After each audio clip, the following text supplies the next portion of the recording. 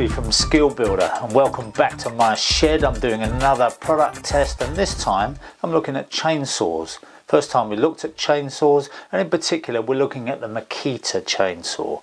Now a lot of people won't know Makita for their chainsaws. They think of them for power tools but not chainsaws.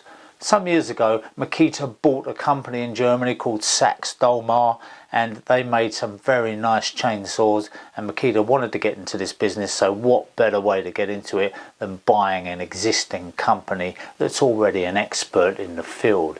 And Makita brought their own engineering disciplines to it, so there's a joint venture between the Germans and the Japanese, if you like, but the chainsaws are still made in Germany in that Dolmar factory, and I think they've got some very interesting innovations.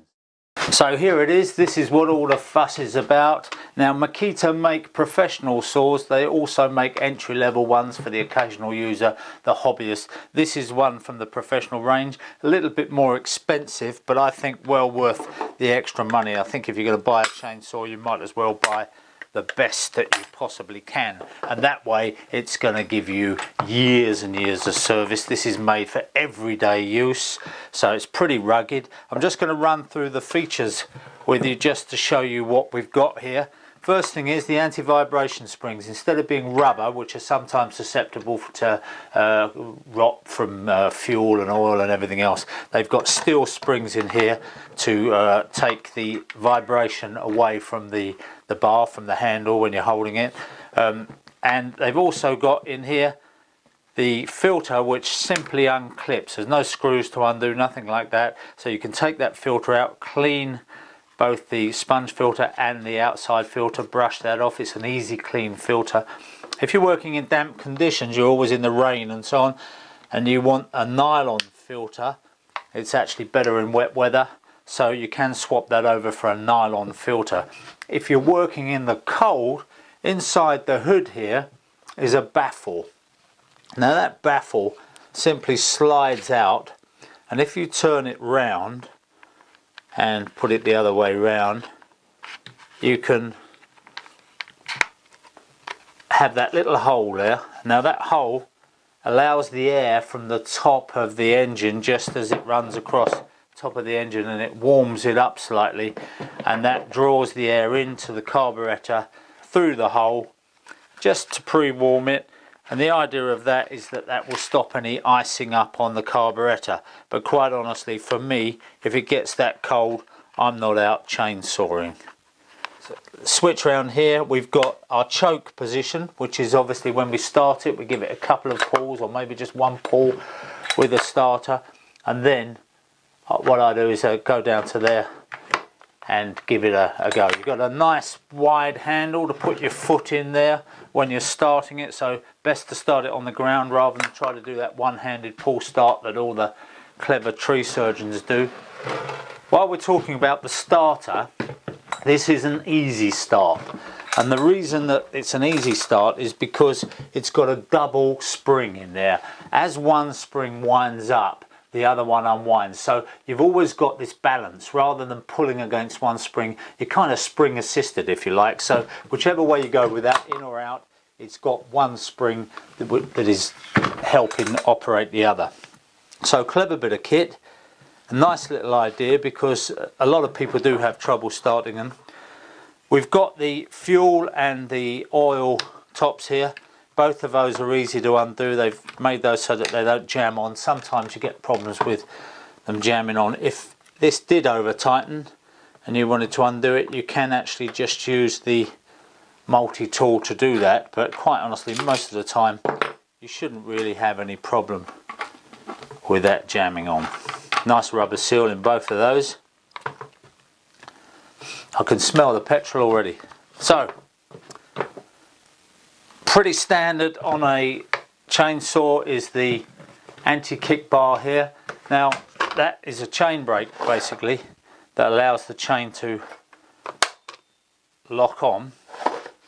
But what happens is that if you do get a bit of kickback on the nose here, if you're plunging that into something, you get a bit of kickback, the inertia, the sudden movement of that bar coming up will actually make this flick on.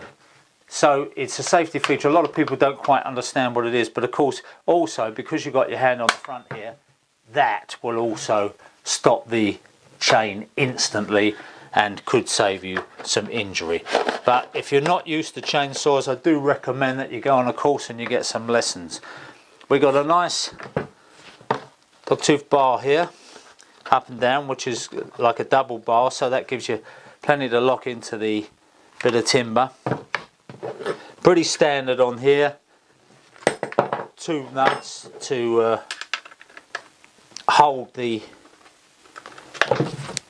bar on, and I don't think there's anything particularly that you need to see here, but obviously when you change the chain over, or when you assemble it for the first time straight out of the box, then you'll want to set it up. Now it goes over that pin as all bars do, but once you've done that, you can just check the free running of the chain. Make sure it's the right way round, obviously, so that the cut is coming backwards. Then we can just pop on the cover,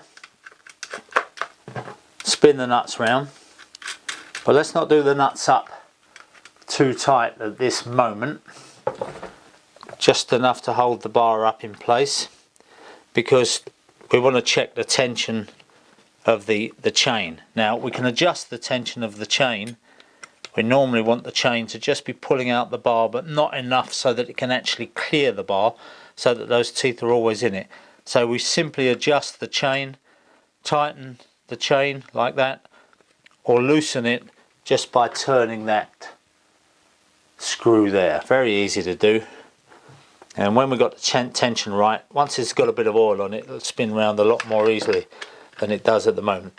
And then once we've got the tension right, tighten these alternately so you get a nice even tightening on them.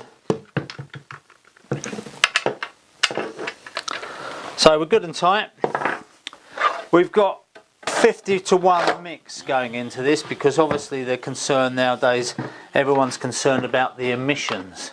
So when you put the fuel in, you must measure it. Don't try guessing it, because that's where a lot of problems with two-stroke start, is people guessing the oil mix, not getting it right.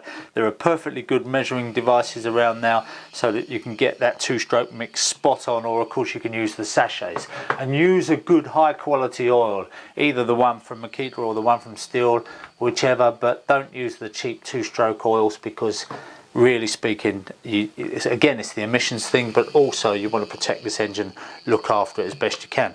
When it comes to the chain oil, I know some guys use used engine oil because it's cheap and freely available, if you like, but it's a bad idea, because it is carcinogenic.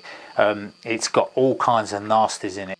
The stuff that I use is the biodegradable vegetable based oil, if you like, which is a lot kinder to the environment. You're splashing this stuff around on the forest floor, and there's a lot of wildlife there, so you don't want to do them any harm, you know. So use a good bio-based oil, if you like, that doesn't do any harm, and you'll be fine. So nicely balanced, obviously, not too heavy. This is a 50cc, so plenty of, we've got a 450 bar on it. You can put a longer bar on it. And if you put a longer bar on it, you might want to adjust that oil flow, because the oil flow is set for this bar. But if you want to adjust it, all you do, put your screwdriver into the slot there and turn the screw, and that will adjust the oil. So you can soon tell whether you're using too much oil or too little oil on a chain, and just give it a tiny tweak there, and that will adjust it so that you can get it pretty spot on. Another good feature with this oil pump is the fact that it only pumps oil when the chain is moving. Some other chainsaws just pump oil all the time when the engine's running.